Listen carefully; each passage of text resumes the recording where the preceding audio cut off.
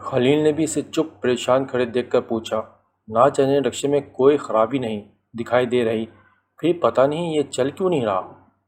تم اپنے رکشے کی مرمت کراؤ نا۔ خلیل نے اس کی رکشے کی حالت دیکھ کر کہا، بھائی اتنے اخراجات نہیں کہ میں کیا کروں، اس کی مرمت کراؤں؟ میرے اس رکشے میں تو کوئی بیٹھنا بھی پسند نہیں کرتا، اتنی دیر انتظار میں کھڑا رہتا ہوں لیکن کوئی بھی سواری نہیں آتی۔ وہ پریشانی سے اسے بتانے لگا تو خلیل کو اس پر بھی ترس آ گیا۔ میں آپ کو اپنی وجہ سے مصیبت میں نہ ڈالتا، مجھے بھی شدید دکھ ہو رہا ہے لیکن میں بھی مجبور ہوں۔ وہ آدمی دکھ سے بولا۔ وہ دونوں اپنی اپنی باتوں میں مگن تھے، اس بات سے بے خبر کہ وہ کہاں پہ کھڑے ہوئے ہیں۔ رکشے والے نے ایک دفعہ پھر رکشے میں بیٹھ کر اسے چلانے کی کوشش کی اور اس دفعہ ان کی قسمت نے ساتھ دیا اور رکشہ اسٹارٹ ہو گیا، لیکن تب ہی جھاڑیوں میں سرسراہٹ ہوئی اور انہیں لگا وہاں سے کوئی نکل رہا ہے۔ وہ حیران ہوئے کہ رات کے اس پہر وہاں کون ہو سکتا ہے، لیکن انہوں نے اس بات پر غور کرنے کے بجائے اپنے رکشے کو تیز رفتاری سے بھگایا اور اپنی منزل کی طرف جانے لگا اور پیچھے مڑ کر بھی نہ دیکھا۔ یوں ہی دن گزرتے گئے اور اب خلیل کی بائک بالکل خراب ہو چکی تھی اور اس کا کام اب ریڈی سے دکان پر چلا گیا۔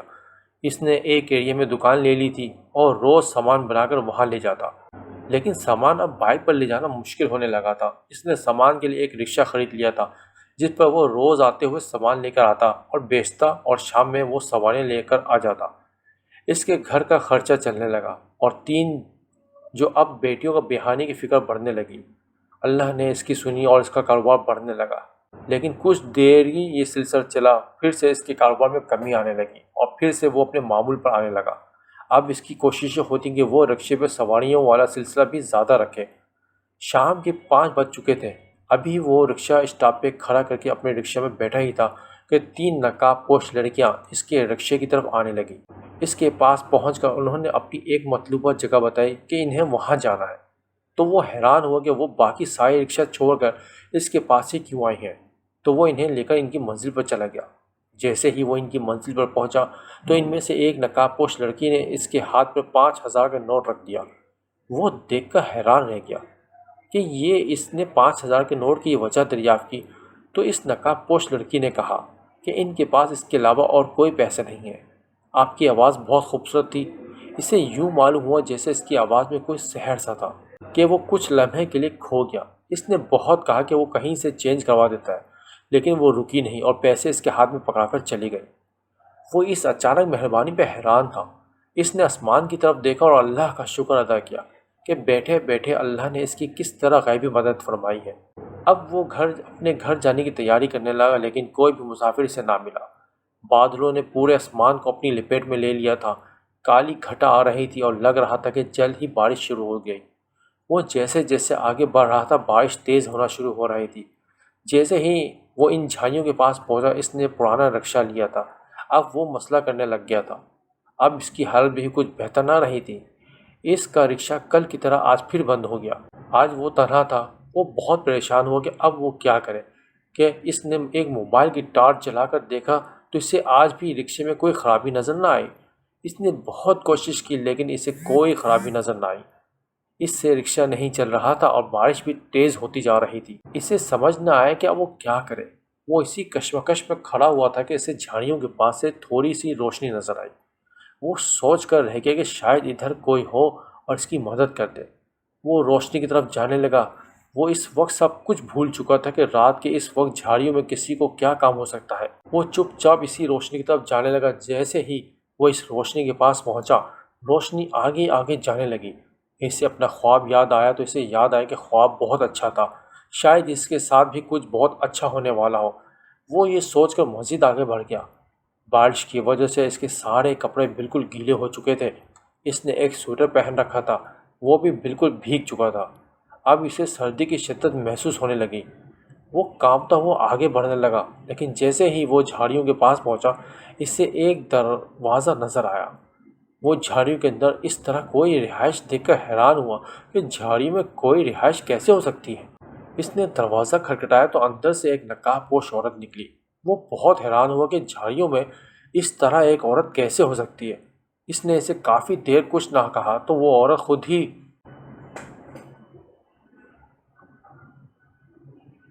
کہا کہ ہم تمہارا ہی انتظار کر رہے تھے، تو وہ حیران رہ گیا کہ ان کو میرے آنے کا علم کیسے ہوا۔ وہ کہہ رہی کہ میرا ہی انتظار کر رہی تھی اور کیا یہ مجھے جانتی ہے۔ میں بہت کنفیوژن سا ان کے پیچھے چل دیا۔ وہ اس بات پہ حیران ہو رہا تھا کہ وہ باہر سے ہی ایک کمرہ نما شکل کا تھا، لیکن آگے آگے بڑھتے ہوئے اسے محسوس ہوا کہ وہ کوئی بہت ہی خوبصورت سا محل بنا ہوا تھا۔ وہ حیرانی سے ادھر ادھر دیکھ رہا تھا کہ کیا کوئی محل اتنا خوبصورت بھی ہو سکتا ہے۔ وہ عورت کسی ایک کمرے میں لے گئی جہاں 3 نقاب پوش لڑکیاں بیٹھی ہوئی تھیں۔ وہ دیکھ کر حیران رہ گئے کہ یہ وہی لڑکیاں تھیں جو اسے آج ہی ملی تھیں۔ ایسے کیسے ہو سکتا؟ میں نے تو انہیں کسی اور جگہ چھوڑا تھا اور یہ یہاں پر ہیں۔ ابھی تھوڑی دیر پہلے ہی تو کی بات ہے۔ اسے کچھ غلط ہوتا دکھائی دیا۔ خوف نے اسے اپنی لپیٹ میں لے لیا کہ کیا وہ کسی بری جگہ پھنس چکا ہے یا کوئی جن وغیرہ۔ وہ بہت پریشان ہوا۔ ارے پریشان نہ ہو، ہم تمہیں نقصان نہیں پہنچائیں گے، ان میں سے ایک لڑکی بولی۔ تو اس کی آواز اتنی خوبصورت تھی کہ وہ اندازہ نہ کر سکا کہ رکشے میں پیسے دینے والی لڑکی زیادہ خوبصورت بولی تھی۔ یہ لڑکی خوبصورت، وہ یہی سوچ رہی تھی کہ تیسری لڑکی نے بھی اپنی آواز کا جادو دکھایا، لیکن وہ اس کی آواز سن کر وہ سخت مایوس ہوا کہ اس کی دونوں ساتھیوں کی آواز بہت خوبصورت تھی اور اس کی آواز ان کے مقابلے میں اتنی ہی بدصورت اور خوفناک تھی۔ اس کو یہاں سے جلد از جلد بھیجو، مجھے اس کا وجود یہاں برداشت نہیں ہو رہا۔ اس لڑکی نے کہا تو وہ حیران ہوا کہ اس کا وجود اسے کیوں نہیں برداشت ہو رہا۔ اس کی اتنی خوفناک آواز سن کر وہ حقیقت میں پریشان ہو گیا کہ وہ کہاں آ گیا ہے۔ وہ اتنی سی خوفناک آواز پہلی دفعہ سن رہا تھا۔ اسے اپنے دادا کی ساری باتیں یاد آئیں کہ یہ جھاڑیاں آسیب زدہ ہیں اور یہاں جو آتا ہے وہ بچ کر واپس نہیں جاتا۔ اس کے سمجھنے کی صلاحیت نے کام کرنا شروع کیا تو اس کے پسینے چھوٹ گئے۔ آپ لوگ کون ہو اور مجھے یہاں کیوں بلایا ہے؟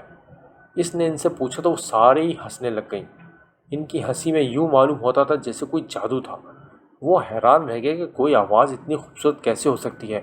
ہم نے تو تمہیں نہیں بڑھایا، تم خود چل کر آئے ہو، ان میں سے ایک لڑکی بولی۔ ان میں سے ایک لڑکی نے بولا کہ انہوں نے تو تمہیں نہیں بلایا، یہ بتا دو کہ تم لوگ کون ہو اور اس طرح جھاڑیوں میں کیوں رہتی ہو؟ خلیل نے تجسس کے ہاتھوں سوال کیا۔ ہم لوگ جن زادیاں ہیں۔ ایسے نقاب پوش لڑکی کے کہنے پر اسلم کے رہے سے اوسان بھی ختم ہو گئے۔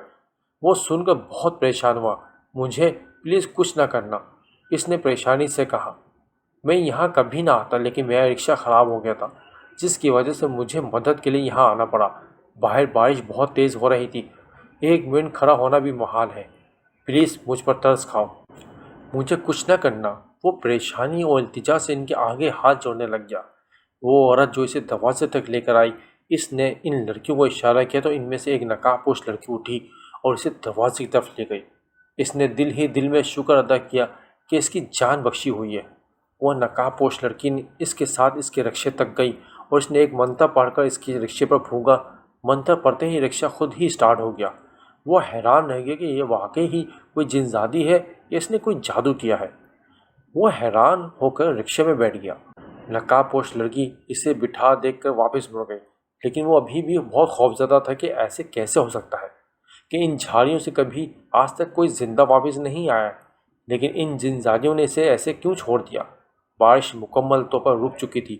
وہ اسی پریشانی میں مبتلا آگے بڑھتا گیا۔ گھر پہنچا تو رمشا اس کے انتظار میں بیٹھی ہوئی تھی۔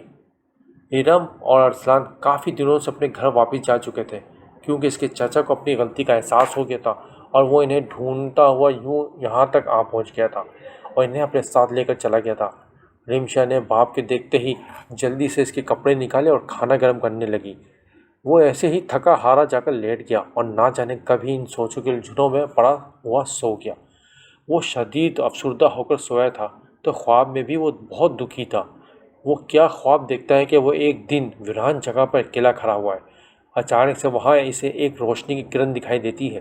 وہ اسے پکڑنے کے لیے اس کے پیچھے بھاگتا ہوا جاتا ہے۔ وہ مسلسل بھاگتا رہتا ہے۔ آخر کار وہ جب اسے پکڑنے میں ناکام ہوتا ہے تو تھک ہار کر بیٹھ جاتا ہے، لیکن روشنی کی کرن خود چل کر اس کے پاس آتی ہے۔ وہ اسے حاصل کر کے وہاں سے اٹھ کر بہت خوش ہوتا ہے، ساتھ ہی اس کی آنکھ کھل جاتی ہے۔ وہ اپنے خواب کے بارے میں سوچتا ہے کہ یہ کیسا خواب تھا۔ وہ سوچتا ہوا معمول کے مطابق اٹھا اور رمشا کی مدد کرنے لگا۔ سموسے کے کام سے فارغ ہو گیا، اب وہ سواریوں والا کام کر رہا تھا۔ شام ہو گئی تھی لیکن ابھی بھی ان مسافروں کو جو اس کے رکشے میں بیٹھتے تھے ان کی منزل پہ پہنچانا تھا۔ ان کی منزل پہ پہنچا کر آتے آتے سے رات پڑ جاتی تھی۔